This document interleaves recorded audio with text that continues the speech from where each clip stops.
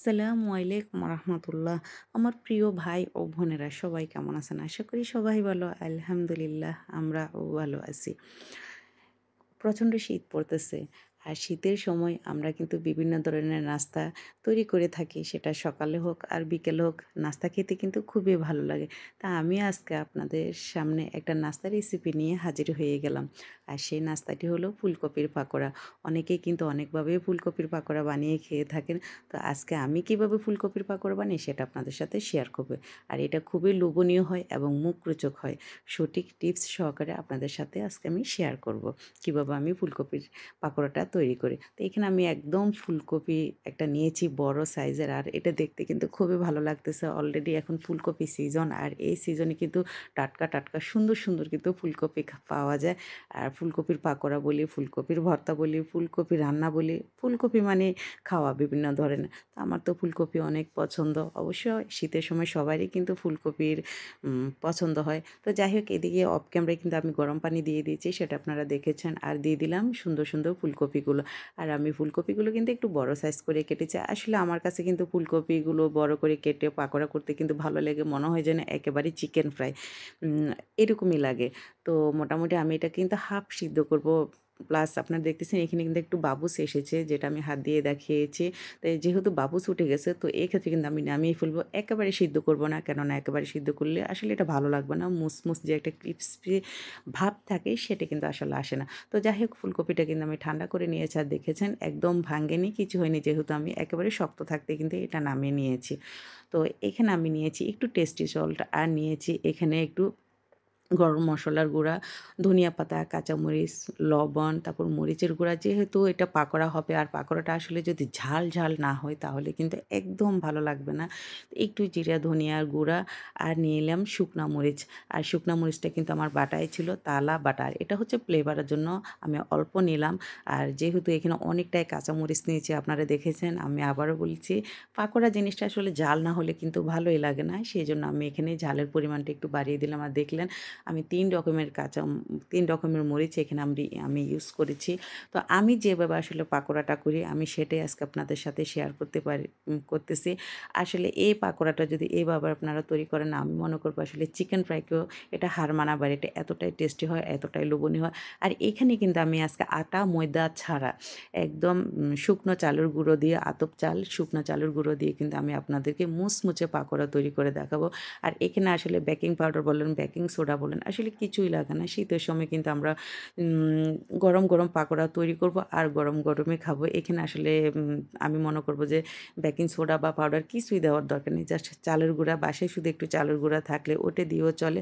তো আমার কাছে আসলে বেসন বা আটা ময়দা কিছুই ছিল না। তো চিন্তা করলাম যে আমি চালের গুঁড়া দিয়ে করে আপনাদের আজকে দেখাবো। তো আমার এটা কিন্তু পারফেক্টলি খামিটা আমি হয়ে গেছে। আর এটা কীভাবে করেছি সেটাও কিন্তু আমি আপনাদের দেখিয়ে দিয়েছি। আসলে মুখে বলার মতো কিছুই নেই। এটা কিন্তু আমরা অনেক গৃহিণীরাই কিন্তু প্রায় পারি। তো এখানে যে গরম মসলাটা আপনারা দেখতেছেন, এটাই কিন্তু আমি আসলে ফুলকপির মধ্যে মেখে দেবো। আর টেস্টি সল্টটা আসলে এটা অপশনাল, এটা মজা করে আরকি। আরোটা অনেকটাই মানে ক্রিপসি, ক্রিপসি করে, যেটা ভালো লাগে খেতে। তো আমি এইভাবে কিন্তু ফুলকপিগুলোকে মেখে দেবো, যাতে এটার ভিতরে যে মজাটা থাকে, মানে মজাটা লাগার জন্য আরকি। তো অনেকে কিন্তু এটা করে না। আসলে এইভাবে দিলেও কিন্তু ভালো লাগে। তো অনেক সময় আমার কাছে যদি গরম মসলাটা না থাকে, তাহলে আমি কি করি, একটা ম্যাজিক মসলা বা লুডুসের যে মসলাটা থাকে সেটা যদি আমরা এভাবে দিয়ে দিই, তা আসলে এতটাই মজা হয়, আসলে এটা বোঝা যাবে না। যে যদি আপনারা এভাবে একবার তৈরি করে দেখেন, তাহলে কিন্তু বুঝতে পারবেন এটার মজাটা আসলে কীরকম। তো এখন আমি কিন্তু খামিটার মধ্যে কিন্তু খুব ভালো করে মাখতেছি। যেহেতু আমার এক হাতে ক্যামেরা, তো অন্য হাতে, সেজন্য আমি এটা সরাসরি আপনাদেরকে দেখাতে পারি না। আসলে এটা দেখার কিছুই নেই। কেননা খামির মধ্যে আমরা যে কেউ পারি কিন্তু এভাবে সুন্দর করে ফুলকপিটা দিয়ে বসিয়ে দিতে। বাট খেয়াল রাখবেন, যে কোনো মসলা যদি আপনাদের হাতের কাছে থাকে, সেটাকে ফুলকপি দিয়ে কিন্তু আলাদাভাবে মেখে রাখবেন। তখনই কিন্তু ফুলকপির মজাটা কিন্তু বেড়ে যায়। ওটা কিন্তু আসলে অনেক সময় আমরা কি করি, যখন আমরা একটা খামি তৈরি করি, খামির মধ্যে কিন্তু আমরা বিভিন্ন ধরনের মসলা ইউজ করি। বাট আমরা ফুলকপির মধ্যে কিন্তু দিই না। তখন কি ফুলকপিটা দেখা যাচ্ছে সাদা, সাদা লাগে, ভিতরে খেতে কিন্তু পানি, পানি ভাব একটা যেটা থাকে সেটাই লাগে, মজা লাগে না। উপর দিয়ে কিন্তু অনেকটাই ক্রিসপি হয়, মুচমুচে হয় বাট ভিতরে কিন্তু পানি, পানি লাগে। তো এই ভিতরে পানি, পানিটা বন্ধ করার জন্য আমি যেটা আপনাদের গোপন টিপস বলব যে পানি, পানি না থাকার জন্য যেকোনো মসলা বা উম উম যেকোনো একটা মসলা যদি আপনারা এভাবে মেখে দেন তাহলে কিন্তু এটা মজাটাই কিন্তু অন্যরকম থাকে। এক কথায় বললাম না যে চিকেন ফ্রাইকেও কিন্তু হার মানিয়ে দেয়। তো আমার এই ফুলকপিগুলো আপনারা দেখলেন যে আমি এতটাই বড়, বড় করে কেটেছি যাতে এটা দেখতে একদম চিকেন ফ্রাইয়ের মতো লাগে। তো আমি যেহেতু পরে ভয়েস দিচ্ছি তো আমার মেয়ে আমাকে বলতেছে যে, "মাম্মা একেবারে কিন্তু চিকেন ফ্রাইয়ের মতো হয়েছে। খুবই লোভনীয় হয়েছে মাম্মা।" তো এই তো এভাবে কিন্তু আমি আস্তে, আস্তে সবগুলোকে ভাজা করতেছি। তো এই পর্যায়ে আমি কিন্তু চুলার আঁচটা কিন্তু একেবারে হাই হিটে দিইনি। কেননা হাই হিটে দিলে কি উপরের কালারটা কিন্তু ভালো আসবে বাট ভিতরে ভালোভাবে সিদ্ধ হবে না।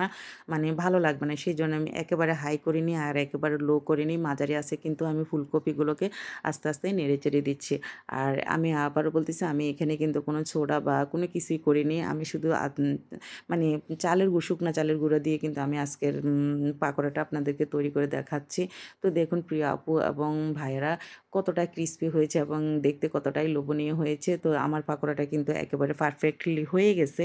তো আমি এখন এটাকে নামিয়ে নেব। এভাবে কিন্তু আমি সবগুলো পাকোড়ায় নিয়ে নেব। যেহেতু পাকোড়াগুলো হয়ে গেছে আর বেশি ভাজার দরকার নেই। বেশি ভাজলে এটা একেবারে লালচে ভাব হয়ে যাবে। আর বেশি লালচে ভাব হলে আসলে সেটা কিন্তু খেতে ভালো লাগবে না। সেজন্য আমি এটা নামিয়ে নিচ্ছি। পরবর্তীতে এমনি একটা কালার চলে আসবে যখন এটা একটু রেস্টে দেব। তো আমার প্রিয় ভাই ও বোনেরা আমি কিভাবে পাকোড়া তৈরি করলাম সেটাই কিন্তু আমি আপনাদের সাথে শেয়ার করলাম। আর এটা দেখতে কতটাই লোভনীয় হয়েছে এবং অনেকটাই কিন্তু মুখরোচক হয়েছে। একবার হলেও আমার মতো করে পাকোড়া আপনারা তৈরি করবেন। ইনশাআল্লাহ হয়তো কোনো অংশে আপনাদের ভালো লেগে যাবে। তো আমার পাকোড়া কেমন হয়েছে অবশ্যই কমেন্টের মধ্যে জানাবেন। তো আজকের মতো আমি এখানে বিদায় নেব। সবাই ভালো থাকবেন, সুস্থ থাকবেন। পাকোড়া তো খাওয়াতে পারতেছি না, দেখালাম।